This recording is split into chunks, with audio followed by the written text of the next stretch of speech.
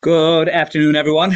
Welcome back to our Thursday class. It's been a few weeks for a few reasons. It's been a few weeks because we've missed a couple weeks because of the holiday season, Hanukkah and the secular holidays. And secondly, I think we've also taken some of the Thursday classes and done other topics. We've gone away from Pirkei Avos for a little bit. We did Parsha. We did, I think, Yud Kislev. So today, I want to go back to Pirkei Avos.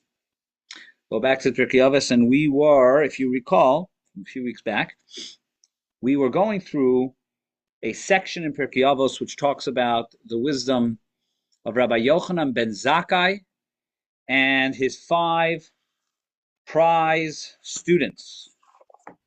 So we spoke for a little while about Rabbi Yochanan ben Zakkai and his influence on Jewish history, which really cannot be overstated. And then we spent some time on Rabbi Eliezer ben Hyrcanus. And Rabbi Eliezer ben Hyrcanus really has numerous fascinating stories to his life. Spoke about him at length. We connected his life stories to some of the teachings he shared. And now we move on to some of the other students. And the one we will talk about today is Rabbi Yehoshua ben Hanania. If you recall, when we spoke a few weeks ago about the story of Rabbi Yochanan ben Zakkai, perhaps his most fascinating story, is the story of how he escaped Yerushalayim. He escaped Jerusalem when there was a siege taking place, which was really a double siege, because you had the Romans who encircled the city from the outside, and you had the Bar Yoini, the Jewish rebels, perhaps you can call it, who were encircled the city of Yerushalayim from the inside. They didn't let anybody out either. So the Romans didn't let anybody out, and the Bar Yoini, the Jewish rebels, didn't let anyone out. The Jewish rebels were not acting in accordance with the advice of the sages. In the aftermath of Hanukkah, perhaps we can say the Jewish rebels saw themselves as the second coming of the Maccabees. And the sages felt that they were not the second coming of the Maccabees. Be that as it may, Rabbi Yochanan ben Zakkai, one of the leaders of the time, felt that if he smuggled himself out, he'd be able to salvage a future for the Jewish people. He saw the writing on the wall that Jerusalem would be destroyed. And therefore he felt, if I smuggle myself out, I can salvage something. And he did smuggle himself out, and he was able to salvage and create a new Torah center called Yavna. And when the temple was destroyed shortly afterwards, there already was a place to establish place of Torah study. Now, how did he smuggle himself out? So the story, fascinating story, which the Talmud describes in great detail, was that he smuggled himself out by pretending to be dead. And the one thing that the Bar Yoneh and the Romans allowed for was bodies to be brought out of Yerushalayim for burial. And so he pretended to be dead, and nobody knew of this secret. Everyone was aware. Both, they started by spreading the word that he was sick, and then ultimately they said he had died, and nobody knew, not even his closest followers. Nobody knew, with the exception of 2 people. There were 2 people who knew about this, 3 to be exact, but the 2 who knew, who were of his disciples, were Rabbi Eliezer ben Hyrcanus, who we've spoken about, and Rabbi Yehoshua ben Hanania. Rabbi Yeshua was the other disciple who knew what was taking place, and they're the ones who then followed him to Yavna. And so today we will talk a little bit about the wisdom of Rabbi Yeshua. Rabbi Yeshua shares a rather brief Mishna, but it's a Mishna with just tremendous importance and life lessons. Now, let's just share everything Rabbi Yeshua said. What are the different things about Rabbi Yeshua? So, the first statement we have about Rabbi Yeshua goes back to Mishnah number 9, at least in the Chabad Siddur, it's Mishnah number 9. I think there's different opinions as to the allotment of the Mishnahs over here. And over there, the compliment that Rabbi Yochanan ben Zakkai gives to Rabbi Yeshua is an interesting compliment, and that is Ashrei Yoladito. Rabbi Yochanan ben Zakkai, when listing the qualities of his students, the quality of Rabbi Yeshua is praised is the one who gave birth to him. It's kind of a strange praise. Are you praising him or are you praising his mother?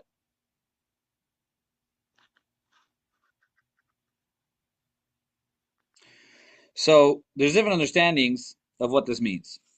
Rashi says it means simply, basically, like you must be so proud of so and so, right? If you tell a parent, you must be so proud of your son, your daughter. So it's basically a compliment to the child, but we're telling the parents you should be proud. So that's the way Rashi understands it. Really, he was a very highly accomplished person, both in Torah study. He was accomplished as an advisor. He was also Karev L'Malchus. He was someone who was close to the government. So he was a real he was highly accomplished in all areas, not just Torah study, but also in dealing with others and even dealing with the non-Jewish leadership at the time. The Rambam has a very different understanding of Ashrei Yoladito.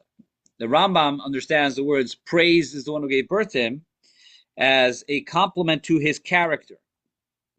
Because when you compliment someone's knowledge, then you're complimenting their teachers. I mean, you're complimenting them, but who gives them the knowledge they have in any area? Teachers. Someone's very knowledgeable in math or science or medicine or Torah, they probably gain most of that from high-level teachers. But when you compliment a person's character, who shapes the character of a person more than anyone else is their parents, usually. So therefore, Ashrei Yoladito, praised is his parents or his mother, is a way of praising his character.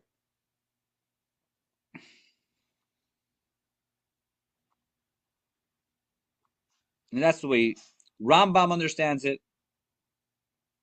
And that's the way Rabbeinu Yonah understands it.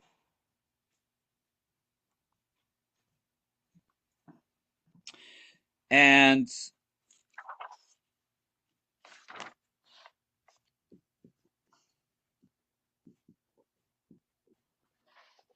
that's the way those explanations. Praising the mother is for his qualities. However,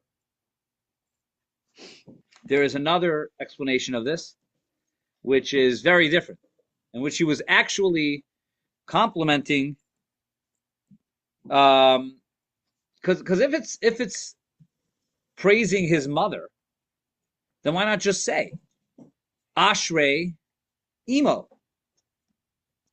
Praises his mother. Yoladito is the one who gave birth to him. That's kind of unnecessary way to describe one's mother. Just say the mother. Imo, Aviv, his father, his parents, Hora. So why is it Ashrei Yoladito? Why praise is the one who gave birth? So Rashi shares, and this is also brought down by Shmuel, and Rabbeinu Ephraim, shares a very different thing. That no, this had to do with his mother and specifically in connection to his birth. And the reason is because his mother caused him to be a chacham, as the Talmud Yerushalmi, the Jerusalem Talmud says, that while she was pregnant with her son, I think a woman once came by the Rebbe. I don't know, came by the Rebbe or sent a letter. Again, this is hearsay. I don't want to be taken to task for this. But a woman said to the Rebbe, I'm I don't know, 8 months pregnant or so, I'd like to begin to prepare to raise my child properly. What do you suggest? And along the lines that the Rebbe answered, he says, well, you're 8 months late to the party. In other words, really the preparation in raising a child begins immediately, not just when the child is born, but even during pregnancy. And there's a lot of talk about that, about holy pregnancy. But over here, the Yerushalmi says that the mother of Rabbi Yehoshua, that while she was pregnant with him, every day she would walk past or into the base medrash, the study halls, the Torah halls in her city, and she would turn to those who were praying and studying and say, "Bebakasha michem, I beg of you, bikshu rachamim al ubar hazeh shiachach."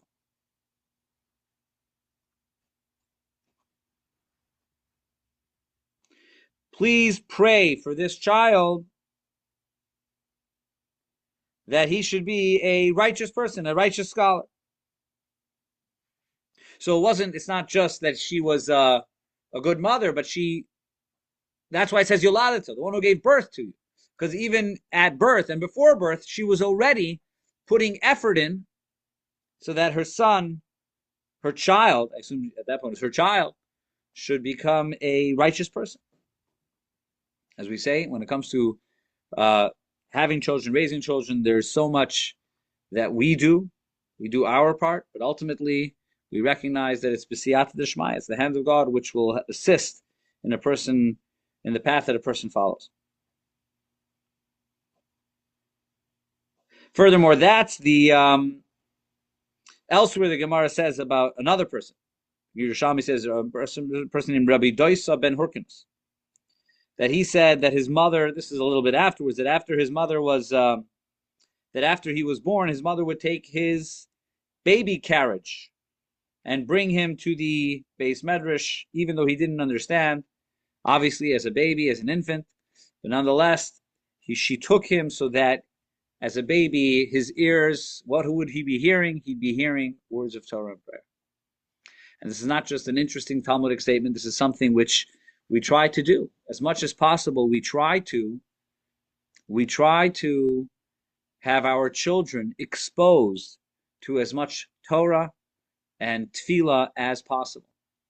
The Rebbe even had encouraged, or I should say discouraged, having non-kosher dolls or fake animals in the house.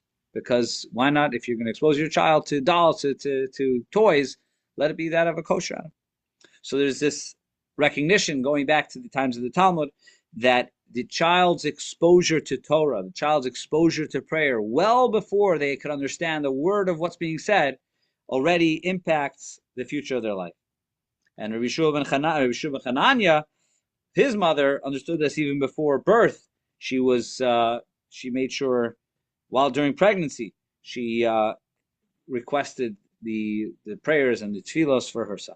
Okay, now that is the quality that Rabbi Yochanan ben Zakkai saw in his student Rabbi Yeshua. But what is the teaching of Rabbi Yeshua, and what perhaps is a unique story of his life? So, the unique story of Rabbi Yeshua's life is actually one of the most known conflicts in the Talmud. So a few weeks ago, we spoke about the conflict of Rabbi Eliezer ben Rav Hurkinus and Rabbi Yehoshua. That Rabbi Eliezer ben Hurkinus, which we spoke about, was that he had, if you recall, about his you want to call it stubbornness when it came to the oven, that he refused to accept the opinion of his colleagues with regards to the oven, and he was then excommunicated. Who is the rabbi who stood up to him and said, it doesn't matter that you have shown these supernatural proofs that you're right. It doesn't even matter that there's a divine voice which seems to support you. Nonetheless, as we said, Torah lo b'shamayim. Again, I'm not going into all the details because we spoke about it a few weeks ago. But who was the one who said it? That was Rabbi Yeshua. Rabbi Yeshua, his colleague, was the one who had to stand up and issue a statement that you are incorrect, despite the fact that there's even a heavenly voice which supports you. Fine, that's Rabbi Yeshua. But then this same Rabbi Yeshua was involved in another great conflict, rabbinic conflict. And that is that Rabbi Yeshua, at his time, the Nasi was Rabban Gamliel. Rabban Gamliel was the Nasi. And Rabban Gamliel and Rabbi Yeshua was the Skan, was the second in command. And there were several episodes in which Rabbi Yeshua and Rabban Gamliel had a disagreement. Specifically, they had a disagreement about one of the more famous ones too, but one of the famous ones was about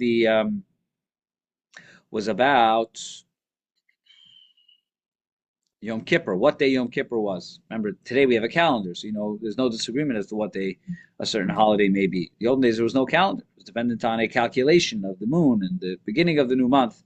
So you could have a disagreement of what the new month is. So Rabbi Yeshua and Rabbi Gamliel had a disagreement as to what the proper day was. Rabbi Gamliel was the Nasi, though.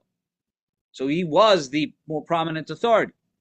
But Rabbi Gamliel wanted to make sure that Rabbi Yeshua's Rabbi Yeshua would give in to the opinion of Rabbi Gamliel. And he wanted to make sure there would be no confusion about what day Yom Kippur was. And therefore he told Rabbi Yeshua, I am 100% right about when Yom Kippur is, and you are wrong about when Yom Kippur is. And therefore, I need you to come to publicly to walk to where I am on the day that is your Yom Kippur, and do so in such a way that you are clearly violating Yom Kippur. With your staff and your packet, with your satchel, you have to come to me on the day that you are saying is Yom Kippur, which I ruled otherwise. I need you to publicly violate Yom Kippur so that everyone knows that there's only one Yom Kippur. That was one episode. And another episode happened with regards to the prayer of Ma'ariv, with a disagreement. And again, at some point, the sages felt that Rabbi Gamliel had gone out of line. That Rabbi Gamliel had taken this issue too far. In other words, Rabbi Gamliel was doing so for the purpose of having clarity of Torah. There shouldn't be two opinions as to when Yom Kippur is. There shouldn't be two opinions about how to pray Ma'ariv. But they felt that in his eagerness to pursue the truth of Torah, he had stepped on the great sage Rabbi Yoshua. And therefore they felt that he had gone too far, and Rabbi Gamliel was impeached. One of the more fascinating stories of the Talmud is the impeachment of Rabbi Gamliel. He was, even though he was the Nasi, he was removed from his position of Nasi. Who replaced him? Anyone know who replaced him? He was replaced by an 18-year-old young man whose name was Rabbi Eliezer ben Azariah. That's why we say in the Haggadah, Eliezer says, Harei ani kiven shivim shana, that I feel like I am 70 years old. He was really only 18 years old that day, but because miraculously he had grown the white strands of his beard, so he felt that's what it means when he says, I am like 70 years old. He was actually 18 when he said that statement. So Eliezer ben Azariah was the one who replaced Rabbi Gamliel. It was only temporarily until Rabbi Gamliel sort of learned his lesson, and then he and Rabbi Eliezer ben Azariah shared the pulpit after that. So this conflict between Rabbi Gamliel and Rabbi Yeshua led to the impeachment of Rabbi Gamliel. Anyways, this is perhaps the most famous story in the Talmud about Rabbi Yehoshua. So now that we know a little bit about him, we know about the compliment that his teacher gave him. Let's read the wisdom that he shares in the Mishna. Again, each of the students of Yochanan Mizaka shares some wisdom. So you can turn to page 276, Mishnah number 11. Rabbi Yehoshua Omer. Rabbi Yehoshua says, of all the five students, he gives the shortest of the bits of wisdom. And here's what he says. Ayin hara, v'yetzer hara, v'sinas abrios. Ayin hara. How does it translate ayin hara in the English? An evil eye? An evil eye. V'yetzer hara, and the evil inclination. V'sinas abrios, and the hatred of others. The hatred of one's fellow. Moitziin es ha'adam min ha'olam. They remove a person from this world. What's the meaning of this statement? What's the wisdom behind this statement? He's describing three sinful behaviors. Okay, there must be a chiddush, there must be a novelty here, and something that he's sharing which would perhaps otherwise not be known or not be realized. So, what is the wisdom of Rabbi Yoshua? So, on a simple level, one of the points that's being made over here is he's not saying they are sinful. He's not saying these are bad. We know that it's bad. We know that this is sinful behavior. What he's saying is that these things remove a person from this world. They are harmful to you physically. It's not as if that if you do this, if you allow the ayin hara, the evil eye, or the yetzer hara, if you let that into your life, then you will be punished by God. That's not what he's saying. He's saying it is physically unhealthy. It'll physically harm you if you allow this behavior of ayin hara, we'll get to what the behavior is, but if you allow it, it's not a sort of a spiritual malfunction. It physically will harm you. You want to live a healthy life, a happy life, avoid ayin hara, avoid the yetzer hara, and avoid sinas habrios. It's not just spiritually bad, it is physically bad for you. So the question is, what are those three things? And why are they physically bad for you? So we'll see how much we can get to. But all three are not just important, they're issues that I think we deal with on a daily basis. The first is, and this is interesting because the first one, ayin hara, is connected to the Torah portion this week. And for those who join my Thursday night Talmud class, it's connected to the Talmud we're going to study tonight as well. But either way, what is the significance of ayin hara? Ayin hara is a very unique concept. It's somewhat known. Some perhaps have a misunderstanding of it. What is the evil eye? Do Jews believe in the evil eye? Let's pose that question as is. Do Jews believe in the evil eye? Anyone want to share your thoughts on that question? We must, because it's in Pirkei Avos. Okay. Oh, but what does it mean? What do we believe in when we believe in the evil eye? It's part of the golden calf. The eagle. Is like when you break it down, it's part. The three are the inagara, the sexual misconduct, and then hate without cause. Okay. Before we break it down, let's just talk about ayin hara. Yes. What is the ayin hara, and what are we? That's the golden calf. The ayin hara is the golden calf. Okay. All right. So ayin hara is a concept which is, again, fascinating, and it's not necessarily unanimous in how Judaism sees the ayin hara. The ayin hara is, again, most simply translated as the evil eye. What does evil eye mean? What does evil eye mean? It's a word that we say, evil eye. What does it mean? The inclination to see things in a negative way. Okay. So, interestingly, one of the great sages who does not put that much significance into the power of ayin hara as it's traditionally known is the Rambam.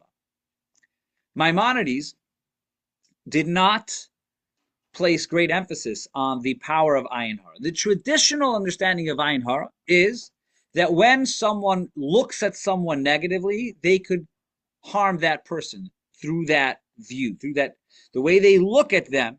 If I, God forbid, if I look at someone with a negative, judgmental, or maybe negative eye, or perhaps even wish negative upon someone, the looking itself, that thought process, the fact that I looked with such a way can cause harm. And that is a common idea within Judaism. Isn't there a sage who was Reverend Meir, that he said tackling for somebody who had sense his wife, his brother, about death? Is it Reverend Meir? I'm not sure which story you're referring to, but there is such a story about Rabbi Gamliel that it says Rabbi Gamliel. We spoke about this a little while ago. Rabbi Eliezer, yeah, that's what you're talking about. You're talking about Rabbi Eliezer and Rabbi Gamliel. That Rabbi Eliezer's wife, who was Rabbi Gamliel's brother, did not allow, whose little sister did not allow her husband to say Tachman because he knew that she knew that he had something against her brother. That's different. That's not necessarily ayin hara because that's actually praying for someone's demise. She felt she would be praying for.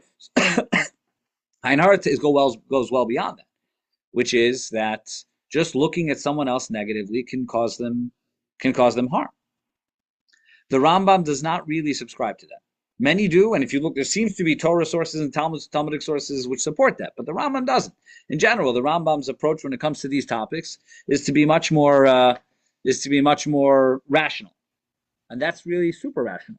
The ayin hara is a super rational concept. The Rambam has a more rational approach to these things, and therefore the Rambam does not really place a lot of concern in that. Notice he says, don't be worried about what other people think of you. Don't worry about what they think of you. Don't worry about how they look at you. Don't worry about their harmful thoughts. Again, the Rambam, I think, is a yachid in this regard. He is a minority. Most do give credence to it. You know, there's all sorts of traditions that we do or we don't do because of ayin hara. But because of this, what's interesting is that the Rambam has a different version, a different reading of the words over here. The Rambam, he reads the statement of Rabbi Yeshua to be saying that ayin hara over here means ayin ra'ah. It sounds exactly the same. Ayin ra'ah and ayin hara sounds exactly the same, but it really means two different things. Ayin hara is what we've been talking about until now, the evil eye.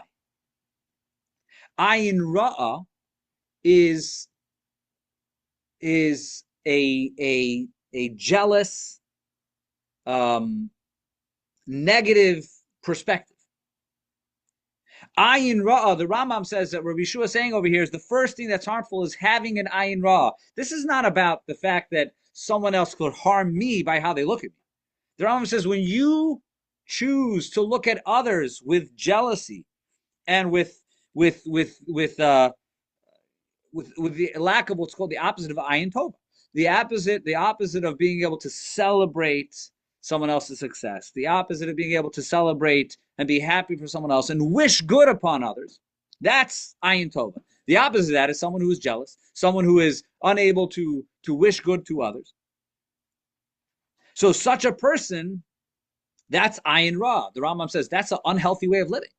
Yeah. To the commandment not to covet. Yeah, it's certainly connected to the commandment not to covet. Torah commands us not to covet. But there are some people who just have a generous eye on others. And it's not about how much money you give to charity. That's also good. Giving money to charity is part of this, but it's not only this. Ayin tova is how you view others. Do you view others positively? Do you wish good upon others? Do you genuinely celebrate their successes? Or do you have a very hard time with that? In Yiddish, again, there's a word, fargin. Fargin means, can you tolerate someone else's good news? Especially if maybe it's good news that you don't have. Can you tolerate that? That's ayin tova. And ayin ra is the opposite of that. So ayin hara and ayin ra, they have the same letters, they sound identical, but it's two different ideas. And both could be true. The simple reading of this Mishna of Yeshua is saying, be careful of an ayin hara. Protect yourself from an ayin hara. The Rambam says, I'm not worried about an ayin hara. I'm not worried about people looking at me. But I am worried about how I look at others. Can I train myself to celebrate the successes of others? Can I train myself to look at someone and genuinely wish for them to be successful and happy and healthy? That's an ayin tova. And if I can't, then he says the words of Yeshua are a person who has an ayin ra, a person who just looks at others negatively. Such that concept, let's go to the end of the Mishnah. Yeshua says this removes you from the world. In other words, it creates a very unhealthy way of life. To look at everyone around you and see things negatively and try to and almost hope for the negative is just an unhealthy way of living. So there's two different interpretations over here, very different, and the difference is in how you respond to that. So if the meaning over here is ayin hara, that the evil eye causes damage, so how do you overcome that? You overcome that by not promoting yourself too much. Now, there's different ways in Judaism in which we don't look to flaunt our blessing, right? We don't. Perhaps today in the world there's a culture of flaunting blessing, flaunting good news. It's not terrible, but it's not the Jewish way. Sometimes it's fake. Today we have a whole social media reality, right, where a person can promote their lives as being perfect when it's far from perfect. Okay, so some dishonesty over there. But aside for that, it's not the Jewish way to flaunt one's successes. Why? Because you're inviting an ayin hara. Often you'll find people, they ask how many children you have, they won't give you a clear answer. In the ultra-Orthodox world. Why? Because why would I share the exact blessing I have in life? And so therefore, the protection against an ayin hara is to tone down, even if I could afford a very fancy car, I won't drive a fancy car because I'm not looking to invite ayin hara. Because it's natural. It's inevitable that when you flaunt one's blessing in any area of life, whether it's mazel in parnasa, or mazel in mishpacha, or mazel in any other area, there's someone or other people are going to look at you negatively and wish that you shouldn't have that much, or perhaps judge you and say you're not deserving of that much. So the ayin hara is going to be there. So therefore, you protect yourself from an ayin hara by not flaunting. And again, there's many, many customs based on this concept. The Rambam's approach, the Rambam's understanding of Yeshua, is not about ayin hara, but ayin ra. It's not about what someone looks at me. Yeshua's talking to me, how I look at others. That I should train myself to see others in a positive way.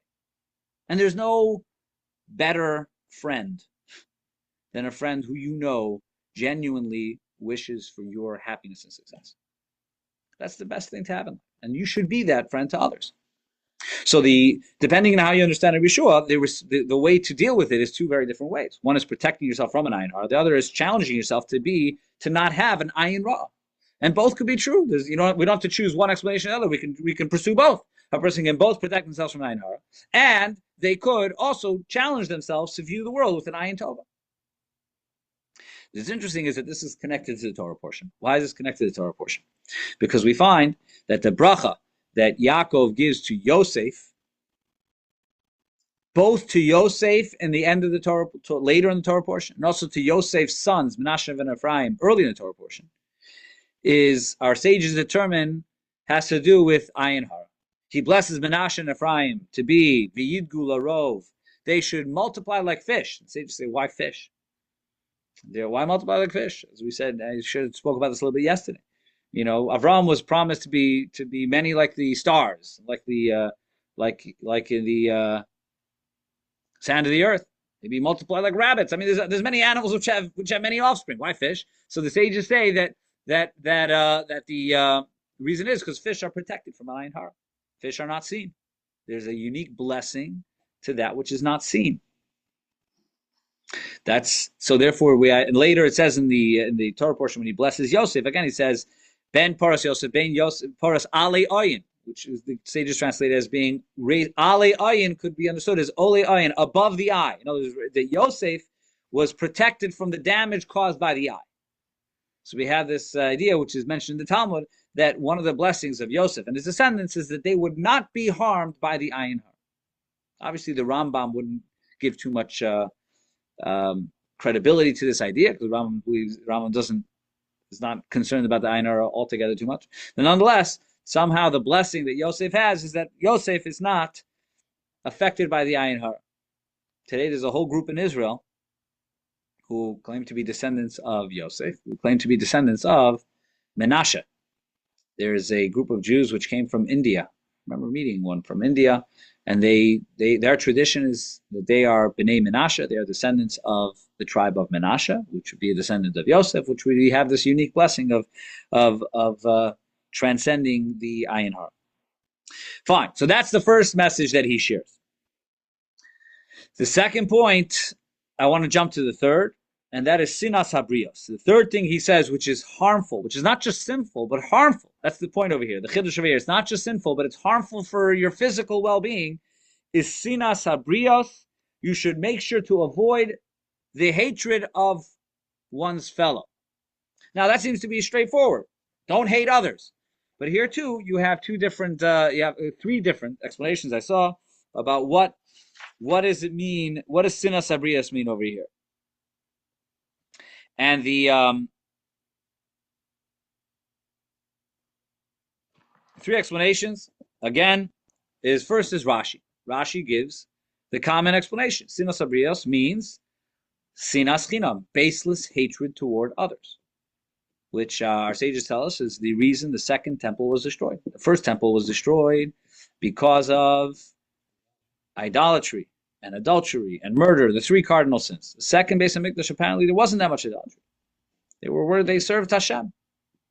So then why was it destroyed? Because of baseless hatred. And the Talmud shares the famous story of Kamsa and Bar Kamsa, where the whole story of the destruction of the temple began with someone being thrown out of a party. That there was someone at a party by mistake. He thought he was invited. He wasn't really invited. And the host got so upset. He couldn't tolerate that someone who he didn't like was at that party. And therefore, even when the man said, I'll pay for half the party. It's a $20,000 party here. I'll give you a $10,000 check. Just don't embarrass me and send me out.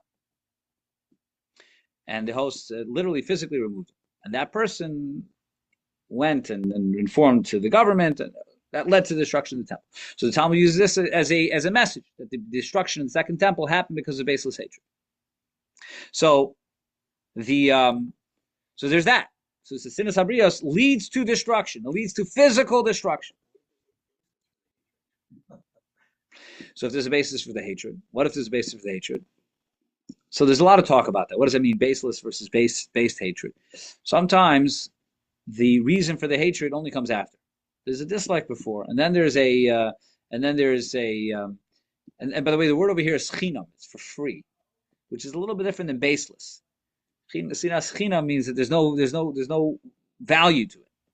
But there's a lot of discussion on what it means sinas chinam, baseless hatred, and sometimes the hatred is, even though it seems to have a reason, but really it's grown to be well beyond that reason. And just the hatred is just there, and the reason is just something to justify the hatred. It's not the reason for the hatred, it's justification for the hatred. Be that as it may, sinas chinam is for sure the worst. That's how Rashi understands these words. The Rambam says, no, the Rambam has a very interesting understanding of this. He's not talking about hatred, which is sinful, but rather sinas habrios. He just means someone who is antisocial. Because what is the word sinas habrios? It doesn't mean sin. It doesn't say, the Torah says you're not allowed to hate someone. The word in the Torah is lo sisna sachicha bilvavecha. Don't hate your brother in your heart. Here he says the hatred of creations. So the Rambam understands this. Really, it's interesting shot. He understands this as being someone who just dislikes humanity, which you can argue there's good reason for that nowadays. But the point is someone who dislikes humanity. And therefore he says, I'd rather just stay home. I'd rather stay home on my own. I'm not looking to bother anyone. There's no sinful behavior here. I just don't want people involved in my life. And the Rambam says that's what Yeshua is saying. Someone who's antisocial, who stays away from people, it's unhealthy. That's what Yeshua is saying. You got to challenge yourself to connect to people. Doesn't mean you have to connect to everyone. Doesn't mean you every person is the right person for you to be with. But find the right people for you to connect with. Find a congregation. Find a community. Find a group of friends. And I don't mean Facebook friends. I mean real friends. Find real people that you're connected to. So that's the opinion of the Rambam. And finally, sinas habrios, the Medrash Shmuel, kind of adds a layer over here. I'm sorry. The Bartanura, on the classic commentaries on the Mishna, says sinas habrios could be, again, Rashi says it's you hating others. Bartanura says don't live a lifestyle that you're so difficult that people hate you. In other words, Yeshua doesn't have to tell me that you're not allowed to hate people. The Torah says that's the very core of Torah is love your fellows yourself. We don't need a Yeshua to come and say, by the way, don't hate people. That's literally the foundation of Torah. Rather, says the Bartanura, he's saying is don't be a difficult person. Don't be a difficult person which causes others to dislike you. Don't cause the hatred of others toward you. That's what Rabbi Yeshua was teaching. And this is the three understandings of sinas habrios, all of which are true. But even though so in summation, we have the teaching of Rabbi Yeshua says, for your own physical well-being, learn to see one another positively. Don't invite an ayin hara into your life. We didn't speak about this, but he says, don't allow yourself to follow the yetzer hara. Again, not only because God doesn't want it, because for your own physical well-being, don't allow yourself to follow the path of the yetzer hara. And finally, become connected to others. Recognize the importance of connection to others. I'll conclude with somewhat of a cute story. They say, I don't remember who it was. It's shared with the name of Hasidic Rebbe, who everyone turned to for guidance and advice, and at some point it just became too much for him. He couldn't walk 5 feet without people asking him for help and guidance and a blessing.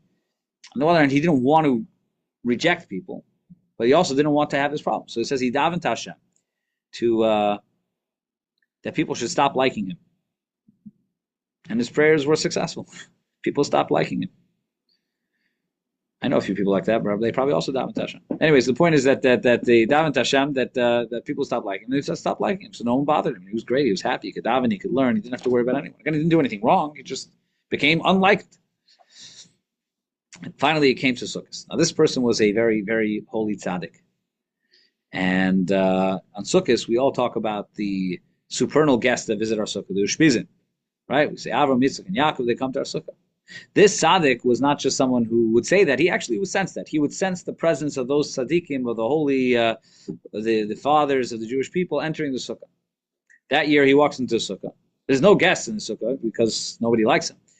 But he was excited that the Ushpizim, they would enter a sukkah. He sits down in the sukkah and he becomes immediately aware of the fact that they're not in the sukkah. And the way the story goes is he steps out of the sukkah and he sees that they're there. They're outside the sukkah. They're not in the sukkah. So he says, come in, come in, come into my sukkah. Avraham, Yitzchak, and Yaakov, the Holy Father Avraham, the Holy Father Yitzchak, the Holy Father Yaakov, come to the sukkah. And they say, we can't. So what do you mean? He says, well, you had this tefillah, you made this prayer that people should dislike you. That includes us. You can't just be disliked by the people here on earth. If you are asking that people dislike you, then that works. That's the power over the holy entities as well. So he realized a mistake in his ways, and he davened to that should be changed. That he should be liked once again, despite all the distractions that it would have, and thereby have access, thereby be beloved by the angels and the neshamas as well. And I think the message of the story, aside from the intrigue of the story, is that when a person is beloved by others, they are beloved by Hashem. And that's a clear Mishna. Mishna Pirkei Avos says, God loves those who people love. A person can't say, well, I don't need people to love me. I'll just be holy and I'll have God love me. It doesn't work that way. When a person is loved by others, they are loved by Hashem. And that's this idea that the Rambam's explanation of Sinas Habrius is that a person who just doesn't want to be around people and says, I'd rather just sit in my house and daven and connect to Hashem.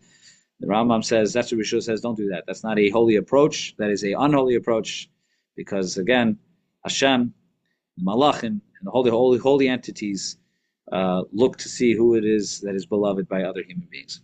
All right, thank you everyone for joining me for today's class. God willing, we will continue with our Pirkei Avos study next Thursday.